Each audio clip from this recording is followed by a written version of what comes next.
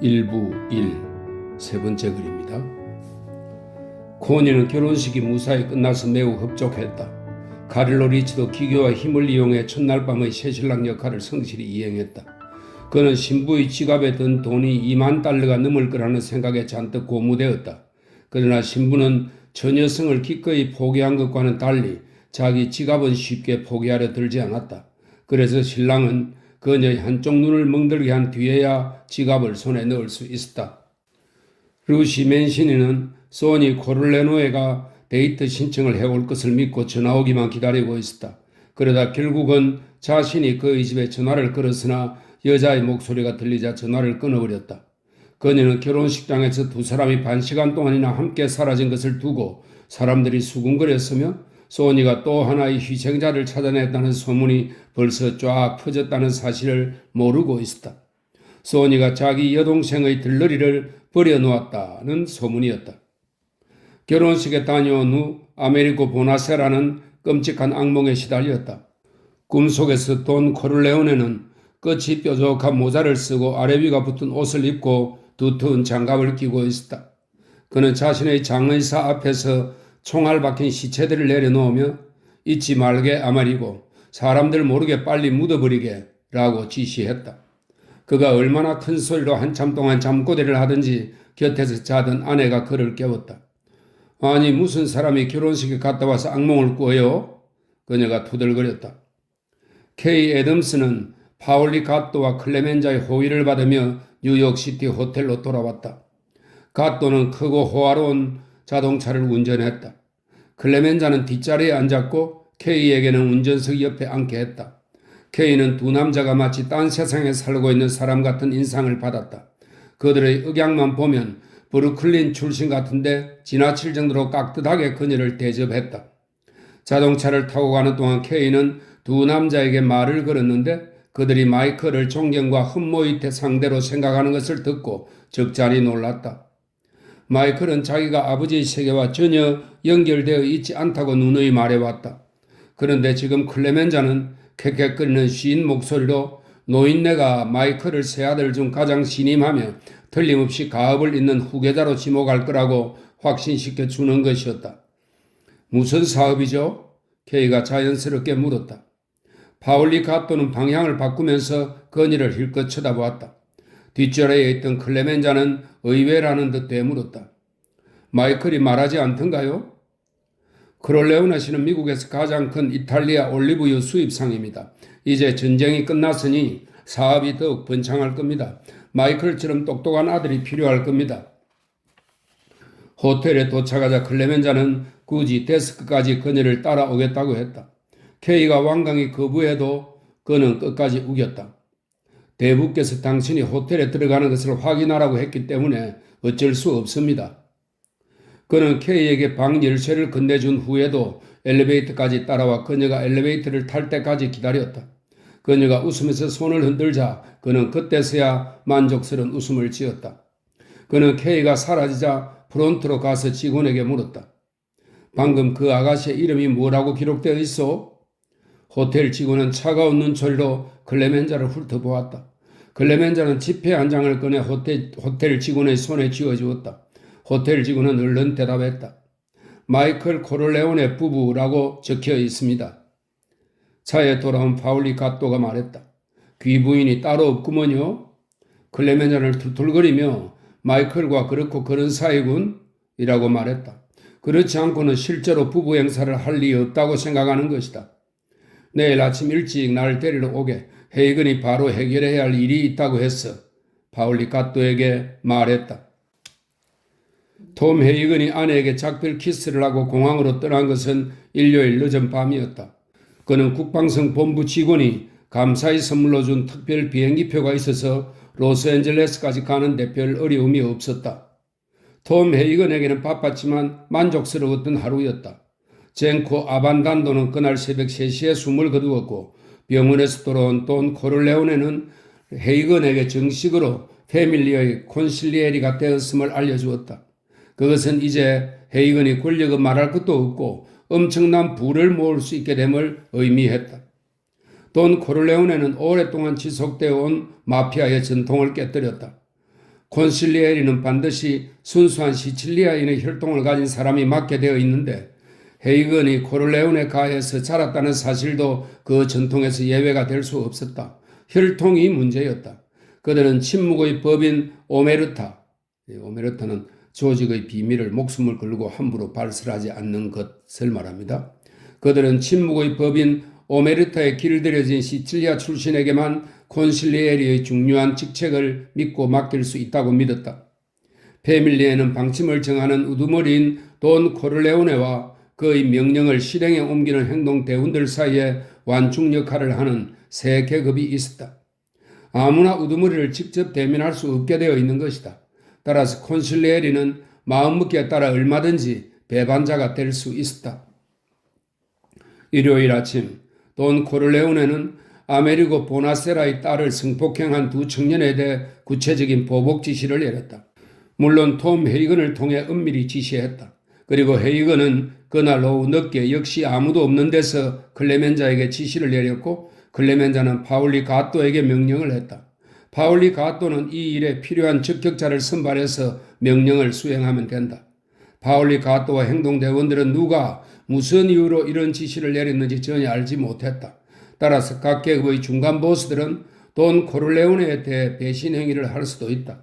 다행히 지금까지는 그런 일이 없었지만 그럴 가능성은 언제나 있었다. 하지만 그런 일말의 우려에 대한 대책 또한 마련되어 있었다. 배반한 계급의 중간 보스를 제거해버리는 것이다. 콘실레리는 말 그대로 우두머리의 고문 역할, 즉 오른팔의 참모라고 할 수 있다. 우두머리의 가장 가까운 친구이자 동료였다.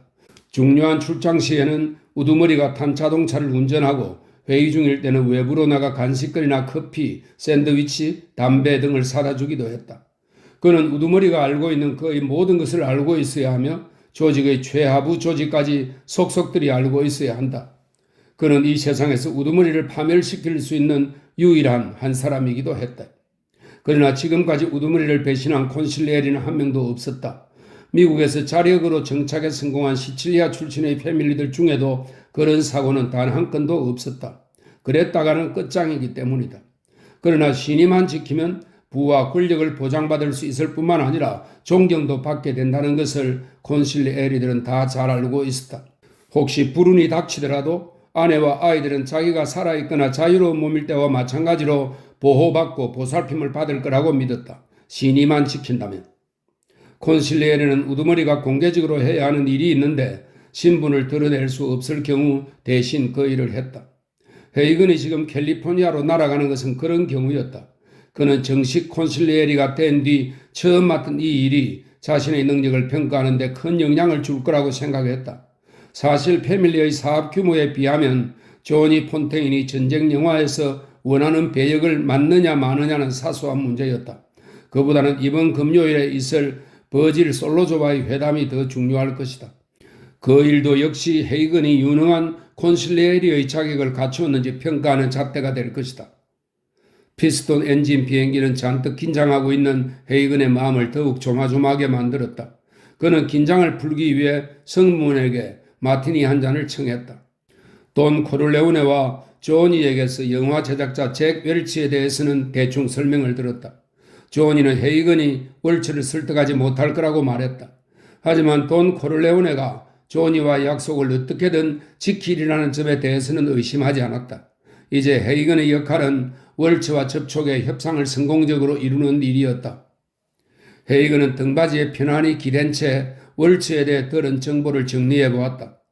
잭 월츠는 헐리우드의 3대 영화 제작자 중 한 명으로 스튜디오를 소유하고 있으며 수십 명의 스타와 계약을 맺고 있다. 그는 또 전쟁 홍보와 영화 산업에 관해 미국 대통령의 자문 역할을 하면서 선전용 영화를 제작하는 데 일조하고 있다.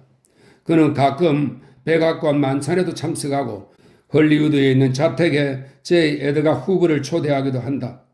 하지만 정치적인 인맥이나 영향력이 소문만큼 대단한 것 같지는 않다. 이런 관계는 모두 공식적인 관계일 뿐이지 사적인 친분을 뜻하는 것은 아니었다. 왜냐하면 그 자신이 굉장한 반동주의자인데다가 그렇게 하면 무덤 속에 적군까지 살아나게 할 수 있다는 사실에도 아랑곳하지 않고 권력을 함부로 휘두르는 과대망상증 환자이기 때문이다. 헤이건은 한숨을 내쉬었다. 잭 웰치를 조종할 수 있는 방법은 없을지도 모른다는 생각이 들었다. 그는 서류 가방을 열고 서류를 읽어보려고 했으나 금세 피곤해졌다. 그래서 마티니를 한 잔 더 주문하고 나서 자신의 인생을 반추해 보았다. 지금까지 후회는 없었다. 오히려 자신은 굉장히 운이 좋은 편이라는 생각이 들었다. 어쨌든 10년 전 자신이 선택한 길이 최선이었음이 입증되었다. 어떤 남자라도 이만하면 성공하고 행복한 인생 아닌가? 특히 요즘 들어서는 삶의 재미가 새록새록 솟아났다. 35살의 헤이건은 짧게 자른 머리에 평범한 외모를 가졌으며 키가 크고 마른 편이었다. 그는 변호사 시험을 통과하고 3년 동안 실무를 쌓은 정식 변호사이지만 코를레오네 패밀리에서는 법률적인 업무를 담당하지는 않았다. 그는 11살 때부터 소니 코를레오네의 동갑내기 친구였다. 헤이건의 어머니는 실명한 뒤 그가 11살이던 해에 세상을 떠났다. 그 바람에 술주정뱅이였던 헤이건의 아버지는 완전히 구제불능의 술주정뱅이가 되고 말았다. 그의 아버지는 원래 몫으로 평생 부정한 짓을 한 번도 한 적이 없는 성실한 사람이었다. 그러나 술 때문에 가정은 파탄났고 결국 목숨까지도 잃게 되었다. 졸지에 고아가 된 헤이건은 낮에는 거리를 쏘다니다가 밤이 되면 건물의 로비나 복도에 쓰러져 잠을 잤다. 그의 여동생은 어떤 집의 양리로 들어갔지만 그에게는 그런 기회도 돌아오지 않았다. 게다가 1920년대만 해도 사회복지단체에서는 자기들의 자선을 뿌리칠 만큼 반항적인 11살 소년을 끝까지 돌봐주지 않았다. 그러던 중 헤이건은 눈병을 앓게 되었다. 이웃 사람들은 그 눈병이 죽은 어머니로부터 유전되었거나 전염된 것이라며 수군거렸다. 그래서 그는 어디를 가나 따돌림을 당했다. 그러나 어느 날 그만하지만 동정심이 많은 소년 소니 코를레오네는 헤이건을 자기 집으로 데려와 거기에서 살라고 명령했다. 그날 저녁 톰 헤이건은 평생을 두고 그 맛을 잊지 못할 토마스 소스를 듬뿍 얹은 따뜻한 스파게티를 대접받았다. 그리고 푹신한 철제 침대에서 잠을 잤다. 돈 코를레오네는 이 소년에 대해 별말 없이 어떤 식의 논의도 거치지 않고 자연스럽게 소년이 자기 집에 머물 수 있도록 허락했다. 게다가 몸소 유명한 안과 의사에게 데려가 눈병을 고쳐주었다. 나중에는 소년이 법과대학에 진학하도록 후원했다. 이럴 때마다 돈 코를레오네는 아버지라기보다는 후견인처럼 행동했다. 별달리 애정을 표시하지 않았지만 이상해 보일 만큼 자식들보다 헤이건에게 더 친절하게 대했다. 그렇다고 보호자로서의 권리를 주장한 적은 없었다. 헤이건이 법과대학에 간 것도 순전히 자기 선택에 따른 것이었다. 언젠가 돈 코를레오네가 서류 가방을 든 변호사가 총을 가진 100명보다 돈을 더 많이 벌 수 있다고 말하는 것을 들은 후였다. 헤이건과는 대조적으로 소니와 프레디는 아버지의 반대에도 불구하고 고등학교를 졸업한 뒤 가업에 뛰어들겠다고 고집해서 아버지를 실망시켰다. 유일하게 대학에 간 마이클도 도중에 해병대에 자원 입대하고 그 다음날 진주만으로 배속되었다. 변호사 시험을 통과한 헤이건은 결혼을 하고 자신의 가정을 꾸리게 되었다. 신부는 뉴저지에 사는 이탈리아 출신의 아가씨로 당시로는 드물게 대학까지 졸업한 재원이었다. 결혼식은 돈 코를레오네의 자택에서 거행되었다. 식이 끝난 뒤 돈 코를레오네는 헤이건에게 원한다면 부동산 관련 변호사로 개업시켜주고 의뢰인들을 모아주겠다고 했다. 그러나 톰 헤이건은 고개를 숙이고 정중하게 대부님을 위해 일하고 싶습니다. 라고 말했다. 돈 코를레오네는 놀라면서도 내심 기뻤다. 내가 어떤 사람인지 아느냐? 헤이건은 고개를 끄덕였다. 그러나 그때만 해도 그의 위력이 어느 정도인지 정확히 알지를 못했다. 적어도 젠코 아반단도가 병석에 눕게 되어 대리로 콘실레리 직책을 맡기 전까지는 그랬다. 고개를 숙이고 있던 헤이건의 시선이 돈 코를레오네의 시선과 마주쳤다. 대부님의 아드님과 마찬가지로 대부님을 위해 일하고 싶습니다. 그 말은 돈 코를레오네를 아버지로 생각하고 절대적으로 충성하겠다는 뜻이었다. 설령 돈 코를레오네가 자신의 위대함을 전설로 만들기 위해 의도적으로 자선을 베풀었다고 해도 어린 헤이건은 그 집에 들어온 뒤 처음으로 아버지의 정이라는 것을 느꼈다. 돈 코를레오네는 두 팔 벌려 헤이건을 안아주었고 이후에도 자기 아들과 다름없이 대해주었다. 이따금 톰, 너희 부모를 잊어서는 안 된다고 말하며 헤이건은 물론 자신을 일깨워 주었지만 말이다. 물론 헤이건이 자기 부모를 잊을 리는 없었다. 그의 어머니는 정신 능력이 백치나 다름없는 데다 심한 비리를 알아서 자식들에게 애정을 느끼거나 표현할 만한 마음의 여유가 없었다. 헤이건은 특히 아버지를 증오했다. 어린 헤이건에게 어머니의 실명과 죽음은 큰 충격이었고 운명의 장난인지 그조차 눈병에 걸리고 말았다. 헤이건은 이러다가 눈이 멀게 되는 게 아닐까 두려웠다. 그 후 증오하던 아버지마저 죽자 11살 소년은 성격이 삐뚤어지고 죽음을 기다리는 짐승처럼 거리를 배회했다. 한 건물 복도에서 잠자고 있던 그를 소니 코를레오네가 자기 집으로 데려간 날은 운명의 날이었다. 그 후에 일어난 일은 기적이었다. 헤이건은 소니의 집에 온 후도 오랫동안 밤마다 악몽에 시달렸다. 꿈속에서 그는 흰 지팡이를 짚은 장님이었고 옆에 있는 그의 아이들도 자그마한 지팡이를 짚은 채 함께 구걸을 했다. 가끔 악몽에서 깨어나 돈 코를레오네의 얼굴을 대하면 그는 비로소 안전하다는 것을 실감했다. 그러나 돈 코를레오네는 패밀리의 사업에 관여하는 한편 일반적인 변호사 업무도 3년 정도 경험하라고 권유했다.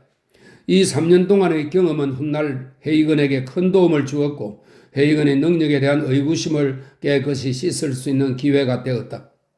그는 돈 코를레오네가 관계하고 있는 인류 범죄 전문 법률회사에서 2년간 수습사원으로 일했다.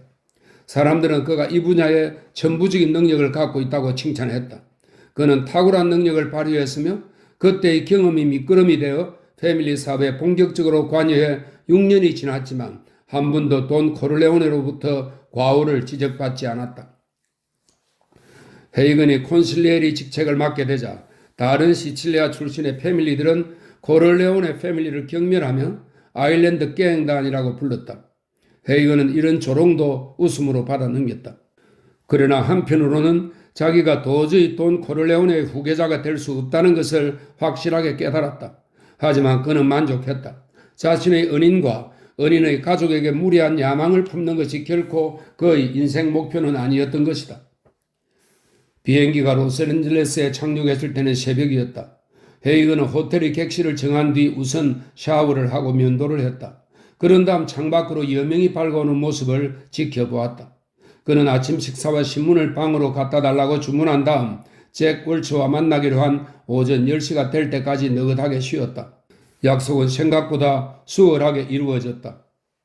로스앤젤레스에 오기 전날 헤이건은 영화 노조의 핵심 간부인 빌리 고프라는 남자에게 전화를 걸었다. 헤이건은 고프에게 잭 윌츠와의 회담을 주선해달라고 부탁했다. 그리고 만약 회담 결과가 만족스럽지 않을 경우 그 영화 제작소에서 노조 파업이 일어날 각오를 해야 될 거라고 은근히 위협하라고 일렀다. 1시간 후에 헤이건은 고프의 전화를 받았다. 고프는 약속이 다음날 오전 10시로 잡혔으며 월츠에게 파업 얘기를 했지만 별로 두려워하지 않는 것 같다고 전했다. 그러면서 고프는 만일 파업을 일으켜야 한다면 내가 직접 돈 코를레오네를 만나겠소 라고 말했다. 물론 그렇게 되면 그분께서 직접 지시할 겁니다.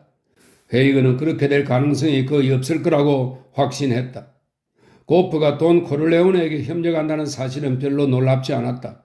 코를레오네 패밀리의 영향력은 표면적으로는 뉴욕에 한정되어 있는 것처럼 보이지만 사실 돈 코를레오네가 암흑가에서 두각을 나타내게 된 것은 노조를 통해서였다. 노조 지도자들 중에는 아직도 그에게 우정어린 부채를 치고 있는 사람들이 많았다. 그러나 약속 시간이 오전 10시라는 게 불길한 징조였다. 그것은 헤이건이 그날 약속자 명단 중에 가장 첫 번째로 올라 있다는 뜻이며 그렇게 되면 점심 식사 초대를 받을 가능성이 없다는 뜻이었다. 월츠가 그를 하찮은 상대로 여기고 있다는 의미이기도 했다. 어쩌면 고프는 월츠에게 뇌물을 받았기 때문에 그를 충분히 위협하지 못했을지도 모른다. 돈 코를레오네는 그동안 세상의 주목으로부터 거리를 두어왔기 때문에 조직 밖에서는 영향력이 크지 않아 사업에 불리할 때도 있었다.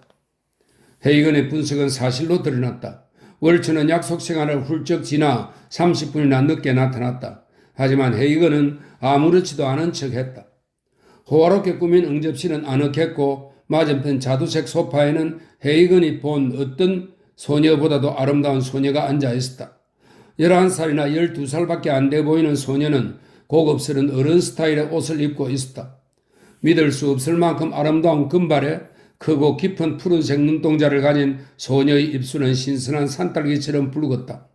곁에는 어머니인 듯한 여인이 앉아 있었는데 어찌나 거만하고 차갑게 헤이건을 노려보든지 얼굴을 한방 갈겨주고 싶은 기분이었다. 헤이건은 문득 소녀가 천사라면 그 어머니는 악마 같다는 생각이 들었다. 이윽고 잔뜩 멋을 낸 뚱뚱한 중년 여인이 들어오더니 그를 안내했다. 헤이건은 사무실의 여러 부서를 통과해 영화 제작자 사무실로 갔다. 헤이건은 깔끔한 분위기의 사무실과 거기서 근무하는 사람들의 화려함에 잠옷 긴장이 되었다. 그는 미소를 지어 보였다. 그들은 일단 사무직이라도 구해 영화사에 들어온 다음 영화계로 진출하고 싶어하는 세상 물증에 밝은 사람들이었다. 그러나 이들 대부분이 영화계에 발을 들여놓지도 못하고 패배를 인정한 뒤 고향으로 돌아갈 거라는 것을 헤이건은 알고 있었다. 잭 월츠는 키가 크고 건장한 체격의 소유자로 꼭 맞게 재단된 양복으로 거대한 배를 교묘히 감추고 있었다. 헤이건은 그의 경력에 대해 이미 숙지하고 있었다. 월츠는 10살 때부터 빈 맥주통을 손수레에 실어 나르는 일을 했고 20살이 되어서는 아버지를 도와 운동복 만드는 일을 했다. 30살에는 뉴욕을 떠나 서부로 이사한 다음 닉노디언은 영화 전용 5센트짜리 극장입니다. 닉노디언에 투자한 것을 계기로 영화계에 발을 들여놓게 되었다. 40살에는 헐리우드에서 가장 큰 영향력을 가진 실력자가 되었지만 말이 거칠고 호색하니며 특히 어린 예비 스타들을 잡아먹는 사나운 늑대로 악명을 떨쳤다. 그러다가 50살이 되자 그는 스스로 변신을 꾀했다. 영국인 비스에게 화술과 옷 입는 법을 배웠고 영국인 집사로부터 사교수를 배웠다. 그는 첫 번째 아내가 죽자 얼굴만 예쁘지 연기에는 별 관심이 없는 유명 여배우와 재혼했다. 이제 60살이 된 그는 옛 대화가들의 작품을 수집하는 미술품 애호가이자 대통령 자문단의 멤버이기도 하며 자기 이름을 딴 수백만 달러의 재단을 설립하여 예술영화도 후원하고 있었다. 그의 딸은 영국의 상원의원에게 시집갔고 아들은 이탈리아의 공주와 결혼했다. 미국의 영화평론가들이 의무감에 사로잡혀 꼬박꼬박 실어주는 기사에 의하면 그는 최근 자기 소유의 경주마에게 열정을 쏟고 있으며 지난해에는 1,000만 달러나 쏟아부었다고 한다. 또 세계적으로 유명한 영국산 경주마 하르툼을 자그마치 60만 달러에 사들이더니 그 말은 경주에 내보내지 않고 자기가 소유한 말들의 종마로 사용하겠다는 공언을 해서 신문의 헤드라인을 장식한 적도 있었다. 그는 헤이건을 친절하게 맞이했다. 적당히 거을리고 이발사가 공들여 면도한 듯 되게 깔끔해 보이는 그는 웃을 때면 얼굴이 약간 일그러졌다. 그러나 아무리 많은 돈을 들이고 최고의 기술자가 꾸며주었어도 나이는 속일 수 없었다. 그의 얼굴은 마치 겹주름을 잡은 듯 쭈글쭈글했다. 그러나 행동거지만은 자신감이 넘쳤으며 돈 코를레오너처럼 자기가 속한 세계에서의 절대적인 명령권자가 가진 분위기가 엿보였다. 헤이건은 곧장 용건을 꺼냈다. 자기는 조니 폰테인의 친구가 보낸 특사인데 대단한 실력가인 그 친구는 월처 씨가 작은 부탁만 들어주면 틀림없이 무한한 감사와 우정을 베풀 거라고 말했다. 그 부탁이란 다름이 아니라 귀하의 제작사에서 다음 주에 촬영을 들어가는 새로운 전쟁 영화에 조니 폰테인을 출연시켜 주는 것이라고 말했다. 그 말을 들은 주름진 월처의 표정에는 별다른 변화가 보이지 않았다. 그는 여전히 친절한 말투로 물었다. 내가 무슨 힘이 있다고 당신의 친구가 부탁을 하는 겁니까? 그의 말투에는 자기를 낮추는 듯 하면서도 오만한 구석이 있었다. 헤이건은 그의 말에 아랑곳하지 않았다. 사장님께서는 노조 문제 때문에 골머리를 앓고 계신 걸로 알고 있습니다. 그분은 그 문제를 책임지고 깨끗이 해결해 주실 겁니다. 또 사장님의 제작사에서 돈을 많이 벌어다주는 남자 배우가 최근에 마리화나는 물론이고 헤로인까지 끊은 걸로 알고 있습니다. 그분은 그 배우가 더 이상 마약을 구할 수 없도록 보장해 줄 겁니다. 그 밖에도 앞으로 무슨 문제가 생긴다면 주저 말고 제게 전화를 주십시오. 책임지고 해결해 드리겠습니다. 잭 월츠는 마치 어린애가 제자랑하는 듯한 말을 듣고 있었다. 그리고 나서 의도적으로 동부의 뒷골목 말투를 써서 거칠게 말했다. 지금 내게 공갈치는 거요? 헤이건은 침착함을 잃지 않았다. 결코 아닙니다. 저는 제 친구를 위해 선처해 주실 수 있는지 여쭤보러 왔을 뿐입니다. 그렇게 하시더라도 결코 손해볼 게 없으시다는 말씀을 설명드리는 겁니다. 그는 무언가에 생각이 미친 듯 얼굴 표정이 분노로 일그러졌다. 입은 실룩거리고 번쩍 빛나는 눈동자 위로 염색한 수많은 눈썹이 꿈틀거렸다. 그는 책상 너머 앉아있는 헤이건을 향해 몸을 기울였다. 이 말만 번드르르 한 개새끼야. 당신 보스가 누군지 모르지만 내 말을 분명하게 전해. 조니 폰테인은 절대로 영화에 못 나와. 암흑가에 활개치는 마피아 놈들이 다 달려들어도 안 될걸? 그는 자세를 바로 하고 말을 계속했다. 내 충고 한마디 하지. 제이 에드가 후보가 내 친구야. 그 사람 명성은 알겠지? 그 친구한테 내가 협박받고 있다는 사실을 알리면 니놈들 점은 쥐도새도 모르게 없애버릴 수 있어. 헤이건은 참을성 있게 듣고 있었다. 월처 정도의 지위에 있는 사람이라면 이렇게 나올 거라고 예상했었다. 그러나 이렇게 어리석게 행동하는 자가 수억만 달러의 가치가 있는 영화사의 대표가 될 수 있을까 의아했다. 돈 코르레오네는 지금도 돈을 투자할 만한 새로운 사업거리를 찾고 있었다. 그러나 이 회사의 최고 경영자라는 사람이 이렇게 어리석다면 영화도 마찬가지일 것이다. 헤이건은 이 정도의 모욕에는 기분이 상하지도 않았다. 그는 돈 코르레오네에게서 직접 협상의 기술을 배웠다. 돈 코르레오네는 절대 화를 내서는 안 된다. 협박을 해서도 안 된다. 이성적으로 사람을 대해야 한다고 강조했다.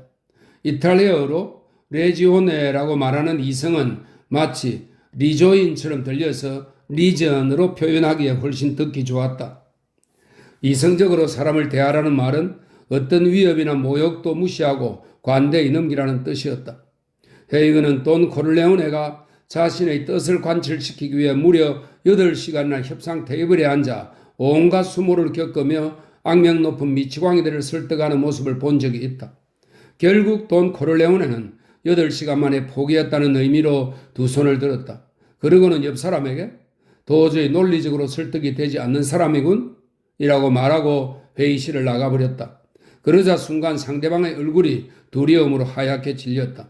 그는 얼른 특사를 보내 돈 코르레오네를 다시 협상 테이블로 불러와 협상을 타결했다. 그러나 2달 후 그 유력 인사는 단골 이발소에서 총에 맞아 암살되었다. 헤이건은 차분하게 목소리를 가라앉힌 뒤 다시 협상을 시작했다. 자, 제 명함을 보시면 알겠지만 전 변호사입니다. 제 목을 걸까요? 제가 어디 협박하는 말을 한마디라도 했습니까? 전 다만 조니 폰테인을 그 영화에 출연시켜 주신다면 어떤 조건이든 들어드릴 용의가 있다는 걸 말씀드렸을 뿐입니다. 저는 이미 자그마한 호의에 대해 막대한 대가를 제시했습니다. 사장님께도 분명 유리한 조건이라고 생각할 겁니다. 더군다나 조니는 자기가 그 역할을 완벽하게 소화해낼 수 있을 것이라고 사장님도 인정하셨다고 말하더군요. 그렇지 않았더라면 제가 감히 부탁도 드리지 못했을 겁니다. 혹시 사장님께서 조니를 못 믿어하신다면 저희 보스가 영화에 투자를 하는 방법도 고려할 수 있습니다. 다만 이 자리에서 분명히 해 주십시오. 사장님이 거절하시면 문제가 복잡해질 겁니다. 누구도 사장님을 협박하거나 강요할 수 없습니다. 우리도 사장님과 후보국장의 관계에 대해 잘 알고 있습니다. 덧붙이면 저희 보스도 그 점을 고려하고 있습니다. 그렇기 때문에 매우 신중한 입장을 갖고 있습니다. 월처는 빨간 깃털이 달린 커다란 펜으로 낙서를 하다가 돈을 대야겠다는 말에 구미가 당기는지 낙서를 멈추었다. 그리고 이 영화 제작비는 무려 500만 달러요 라고 말했다. 헤이건은 놀랍다는 듯이 휘파람을 불었다. 하지만 상대가 심적 동료를 느낀다는 것을 알 수 있었다. 헤이건은 무심한 척하면서 보스가 결정만 내리면 돈을 대줄 부자 친구들은 아주 많습니다 라고 말했다. 월처는 처음으로 이 문제를 진지하게 생각하는 것처럼 보였다. 그는 헤이건의 명함을 꼼꼼히 읽는다. 처음 보는 이름이군요. 난 뉴욕의 유명한 변호사는 거의 다 알고 있는데 당신은 처음이요. 저도 군이 있는 법무부빈에 소속되어 있습니다. 이 일 하나만 맡고 있습니다. 사장님의 시간을 너무 많이 빼앗은 것 같습니다. 이만 가보겠습니다. 헤이건은 자리에서 일어나 월처와 악수를 했다. 그는 문을 향해 몇 발자국 걸어 나오다 돌아서서 월처에게 말했다. 사장님께서는 실속 없이 끝만 번지르르 한 사람들을 더 많이 상대하시는 것 같은데 저 같으면 반대로 하겠습니다. 서로 친구가 된다면 저에 대해 더 많은 것을 알게 되실 겁니다. 생각이 있으시면 호텔로 전화 주십시오. 그는 여기에서 말을 멈추었다가 다시 말했다. 사장님께 신뢰가 되는지는 모르지만 저희 보스는 후보 국장이 돕지 못하는 일도 도울 수 있습니다. 영화 제작자의 눈이 가늘어졌다. 월츠가 드디어 감을 잡은 것이다. 그건 그렇고 개인적으로 사장님의 영화를 좋아합니다. 아무쪼록 계속해서 좋은 작품 만드시기 바랍니다. 헤이건은 최대한 알랑거리는 목소리로 말했다. 오후 늦게 영화 제작자의 비서가 전화를 했다. 1시간 내에 자동차가 데리러 갈 테니 그의 전원주택에서 저녁 식사나 하자는 초대였다. 덧붙여서 자동차로 3시간쯤 걸리지만 차 내에 주류와 간단한 전체 요리가 준비되어 있다고 알려주었다.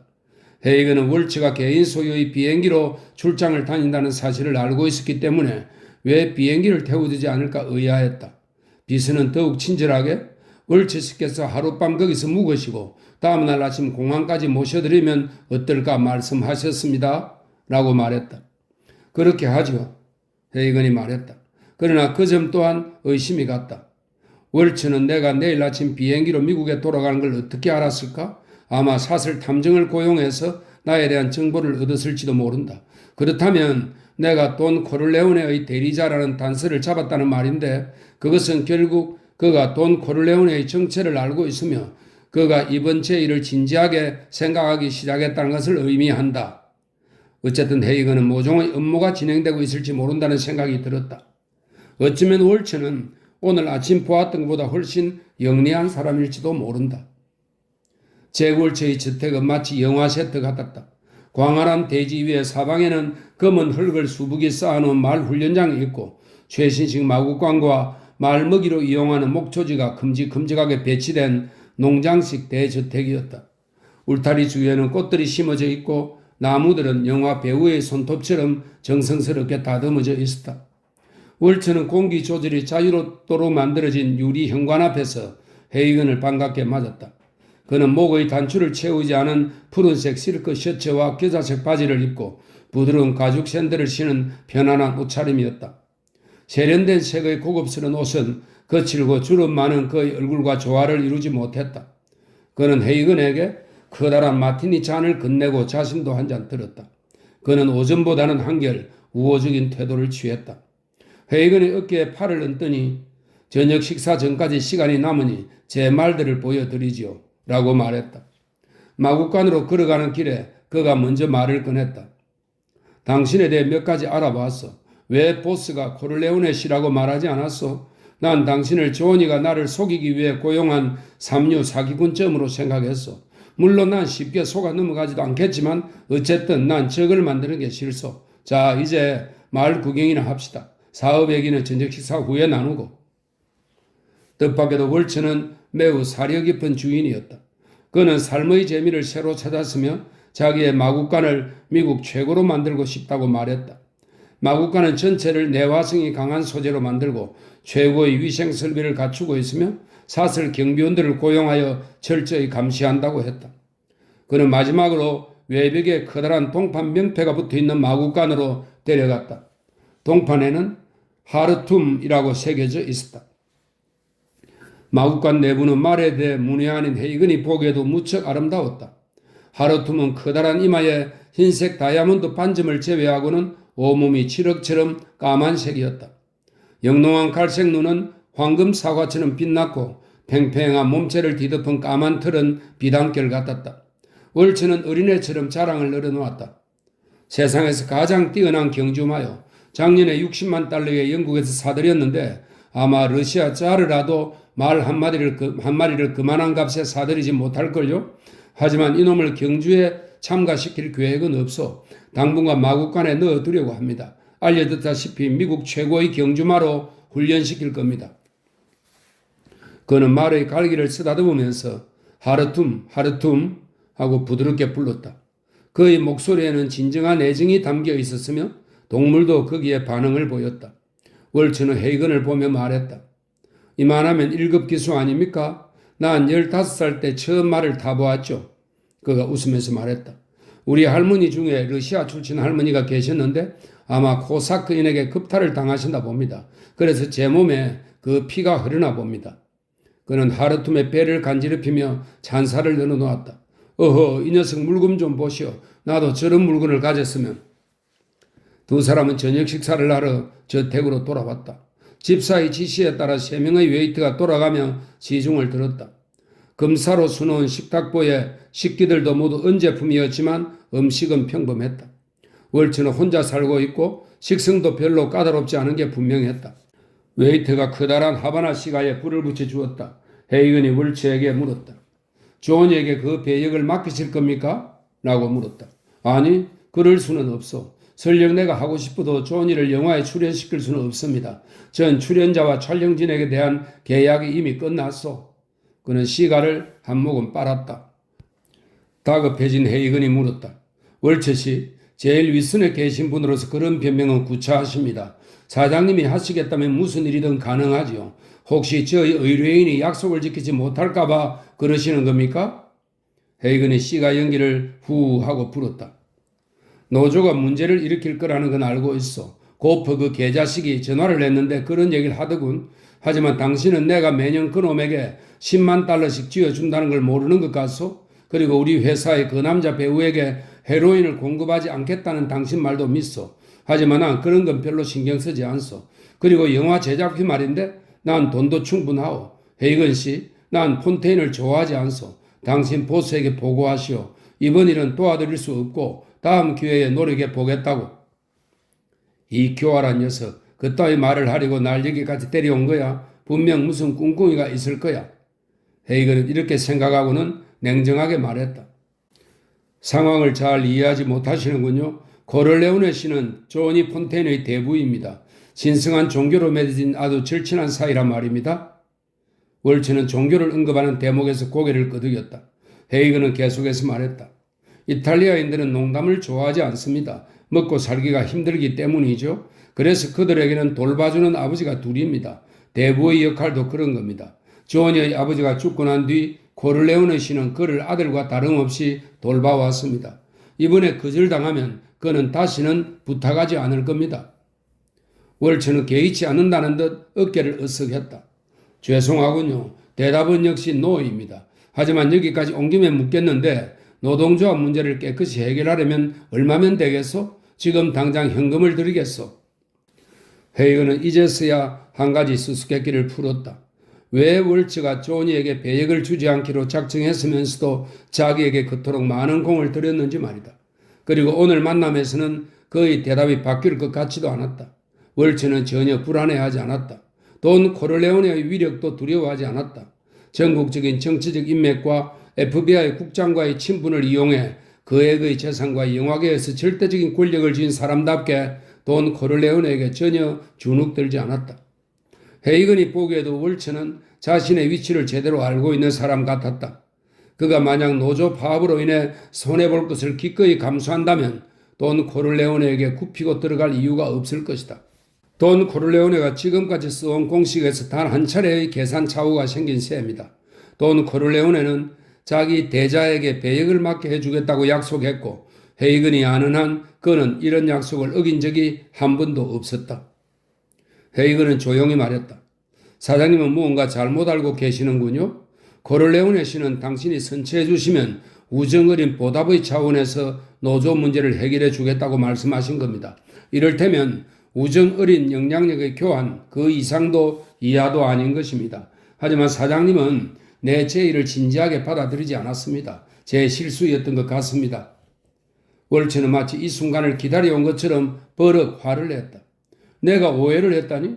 그게 마피아 스타일이요? 당신들은 위협을 할 때도 이렇게 올리브유를 바르고 가머니스를 합니까? 내가 분명히 말하지. 조니 폰테인은 절대 배역을 맡을 수 없을걸. 물론 조니는 그 역의 적격자고 그 역으로 스타가 될 거야. 하지만 난 빨갱이 여자 남봉꾼은 좋아하지 않아. 아니 무엇보다 그 놈을 이 영화에 출연시킬 마음이 주어도 없어. 그 이유를 말해볼까? 그는 내가 가장 아끼는 유망주를 버려놓았어. 5년 동안 노래와 춤과 연기 연습을 시키느라 수천 수백 달러를 투자했어. 그녀를 인류 스타로 만들 계획이었지. 아니 솔직하게 말하지. 난 거짓말하는 체질이 아니야. 그건 돈 문제만은 아니라고. 그 여자는 굉장한 미인인데다 내가 만나본 여자 중에 최고였어. 난 전 세계 여자들을 모두 경험해 보았거든.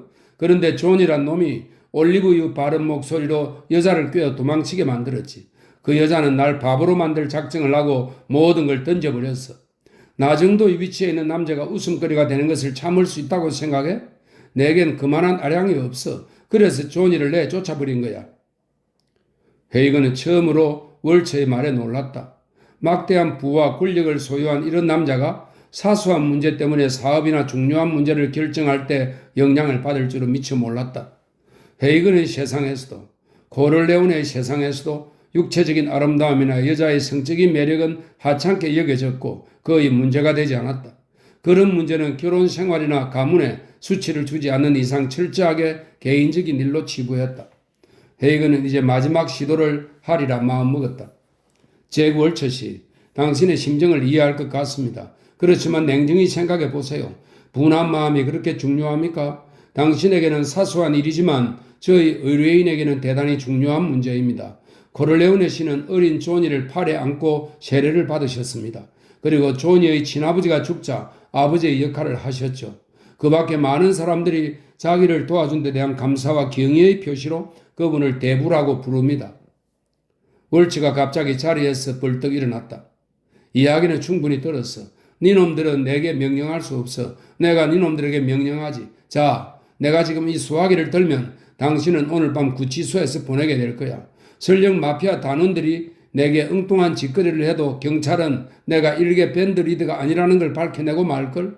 나도 이야기를 들어서 알고 있는데 당신네 보스도 언제 어떻게 암살될지 결코 알 수 없을걸? 난 백악관도 움직일 수 있어.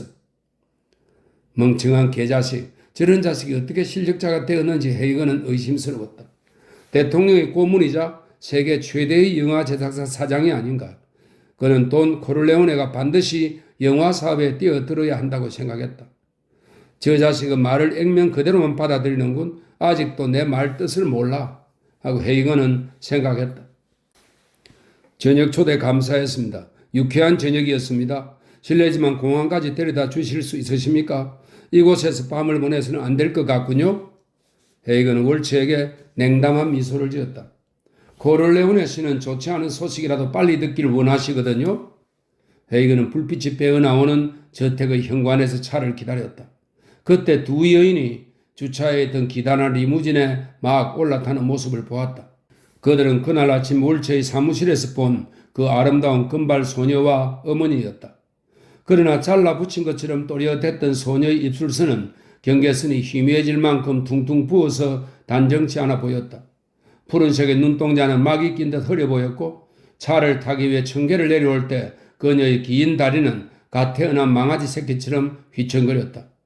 그 어머니는 소녀를 부축해서 차에 태우면서 귓가에 대고 쉿 하며 주의를 주었다. 그리고 나서 고개를 돌려 잠시 헤이건을 노려본 다음 리무진에 올라탔다. 그녀의 눈빛은 마치 먹이를 포획한 매처럼 의기양양해 보였다. 그제서야 헤이건은 자신이 로스앤젤레스에서 비행기를 타고 오지 못한 이유를 알아차렸다. 소녀와 그 어머니는 영화 제작자와 함께 이곳에 왔을 것이다. 월츠는 저녁 식사 전까지 휴식을 취할 충분한 시간이 있었고 그때 어린 소녀에게 부정한 일을 저지른 것이 틀림없었다. 조니는 왜 이런 추잡한 세계에서 살고 싶어 할까? 부디 조니에게 행운이 있길, 그리고 월츠에게도. 파올리 가토는 원래 서두르는 것을 싫어했다. 특히 폭력을 행사해야 하는 일일 때는 더욱 그랬다. 그는 사정계획을 철저하게 세워야 마음이 놓였다. 오늘 밤처럼 비록 상대가 풋내기라 해도 한 사람의 실수하면 심각한 사고로 돌변할 수 있는 것이다. 그는 지금 맥주를 홀짝거리며 두 청년이 어린 매춘부에게 수작 거는 모습을 지켜보고 있었다. 파올리 가토는 저 애송이들에 대한 정보를 모두 숙지한 상태였다. 그들의 이름은 제리 와그너와 케빈 무넌이었다. 둘 다 20살 정도로 잘생긴 외모의 갈색 머리였고 체격이 건장하고 키가 컸다. 2주일만 지나면 그들은 개강이라 타 지역의 대학으로 돌아가야 했다. 둘 다 정치적인 영향력을 갖고 있는 아버지를 두었고 대학생이라는 신분 덕분에 지금까지 징집이 연기되었다. 그들은 또 아메리고 보나세라의 딸을 추행한 제 몫으로 집행유예를 선고받은 처지였다. 벌레보다 못한 놈들. 군대에도 가지 않은 놈들이 자정이 위해 술집을 출입하지 않나. 집행유예 중인데도 장려 꽃문이나 쫓아다니고 그야말로 인간 쓰레기로군. 이렇게 생각하는 파올리 가토 자신도 사실은 징병을 기피했다. 의사가 이 입영 대상자는 26살의 백인 남자로 결혼을 하지 않았음을 증명하는 서류 외에 정신질환으로 전기충격 치료를 받았다는 가짜 병적 기록표를 첨부하여 징병위원회에 제출해준 덕분이었다. 그러나 파올리 가토는 자기가 징집 면제를 받을 자격이 있다고 생각했다. 이를테면 그는 시범 케이스였다. 가토의 징집 면제를 성공시킨 후 클레멘자는 불법 징집 면제를 패밀리의 사업으로 키워나갔다. 이 청년들이 대학으로 돌아가기 전에 해치워야 한다고 주장한 사람은 클레멘자였다. 그런데 왜 이런 일을 하필 뉴욕 한복판에서 벌여야 하는지 가토는 의아했다. 클레멘자는 단순히 명령만 내리기보다는 자질구레한 것까지 지시를 하는 경우가 많았다. 만일 전 매춘부가 놈들을 따라 나간다면 오늘 밤 허탕을 치고 말 것이다. 여자들의 웃고 떠드는 소리가 들렸다. 너 미쳐서 제리? 나 너희 차에 타지 않을 거야. 그 불쌍한 여자애처럼 병원에 갇히는 신세가 되긴 싫다고. 여자들의 음성은 의기양양하고 장난기가 배어 있었다. 상황이 만족스럽게 돌아가고 있었다. 파올리 가토는 맥주잔을 비우고 어두운 거리로 나갔다. 완벽하다. 자정이 넘은 시간이었고 불을 밝힌 술집은 단 한 곳뿐이었다. 나머지는 모두 문을 닫은 상태였다. 파출소의 순찰차는 클레멘자가 손을 써놓았을 것이다. 아마 무전기로 연락을 받을 때까지는 이 근처에 을싱거리지도 않을 것이다. 그리고 때가 되어도 천천히 나타날 것이다. 파올리 가토는 쉐비 자동차 좌석에 몸을 눕히다시피 기댔다. 뒷자리에 앉은 두 명은 체격이 큰 편인데도 불구하고 눈에 잘 띄지 않았다. 파올리가 지시를 내렸다. 저들이 나오면 해치워. 그는 아직도 계획을 너무 급하게 세웠다고 생각하고 있었다. 클레멘자는 파올리에게 두 놈의 경찰 보관용 사진 사본을 주면서 그들이 매일 밤 술을 마시고 술집 여자들과 노닥거린다는 술집을 알려주었다. 파올리는 새로 선발한 신참 대원 둘에게 이 쓰레기들을 해치울 수 있는 기회를 주기로 했다. 그리고 따로 주의사항을 일러주었다. 절대 머리 뒤나 정수리를 때려서는 안 된다. 우발적으로 그들을 죽여서는 안 되기 때문이다. 기분 내키는 대로 때려서는 안 된다. 다시 말해 너무 심하게 때려도 반대로 너무 가볍게 때려서도 안 된다. 이런 지시를 하면서 그는 마지막으로 경고를 했다. 만일 그 쓰레기들이 한 달 안에 병원에서 퇴원하면 너희들은 트럭 운전수로 돌아가는 거야. 덩치 큰 두 행동대원이 자동차에서 내렸다. 그들은 흐름한 술집도 그대로 지나치지 않는 무명 건투 선수였는데 소규모의 고리 대금업을 하는 소니 코르레오네에게 발탁된 뒤 먹고 사는데 별 어려움 없이 지내왔다. 그들은 천성적으로 감사의 마음을 표현하지 않고는 못 배기는 성격이었다. 제리 와그너와 케빈 문헌이 술집에서 나왔을 때 행동대원들은 만반의 준비를 갖추고 있었다. 애송이들은 술집 아가씨의 비꼬는 말에 자존심이 상할 대로 상해 있었다. 그때 자동차 범프에 기대에 있던 파올리 가토가 능글맞게 웃으며 그들을 불렀다. 이봐 바람둥이들, 매춘부들한테 딱지 맞았나 보군? 두 청년은 마침 잘 걸렸다는 듯 그를 돌아다 보았다. 파올리 가토가 자신들의 모욕감을 해소할 좋은 배출구로 보였다. 담비처럼 조그만 얼굴에 작고 마른 체격인데다 무엇보다 교활하게 보였기 때문이다. 그들은 무턱대고 가토에게 덤벼들다가 뒤에서 튀어나온 두 덩치들에게 팔을 잡혔다. 이때를 놓치지 않고 파올리 가토는 오른손으로 주머니에 넣어둔 손가락용 노쇠 조각을 꺼냈다. 철심이 박혀있는 것으로 일주일에 3번 체육관에서 운동할 때 사용하던 건데 오늘 제대로 실습하게 된 것이다. 그는 그것을 손가락에 끼운 다음 오른편에 있는 와건의 코를 갈겼다. 와건을 잡고 있던 행동대원이 그를 들어올리자 파올리는 그의 사타구니를 정확하게 먹였다. 그런 다음 비틀거리는 와그너를 다시 한 방 더 먹였다. 그와 같은 상황이 벌어지는 데는 6초도 걸리지 않았다. 이제 두 단어는 비명을 지르는 케빈 문헌을 표적으로 삼았다. 그들은 근육투성이 팔로 문헌을 잡고 다른 한 손으로는 비명을 지르지 못하도록 목을 졸랐다. 파올리 가토는 자동차에 올라탄 뒤 시동을 걸었다. 행동대원들은 문헌을 때려 초죽음으로 만들어 놓았다. 그들은 마치 언제나 그랬던 것처럼 놀랄 만큼 잔인하고 침착했다. 그들은 허둥지둥 주먹을 날린 게 아니라 적절한 때에 자신의 무거운 체중을 모두 실어 느린 속도로 정확히 가격했다. 한 대 가격할 때마다 퍽 하는 소리와 함께 살이 찢겨져 나갔다. 문헌의 얼굴은 분간하기도 어려웠다. 그들은 보도에 나동거려져 있는 문헌을 내버려 두고 다시 와그너에게 달려들었다.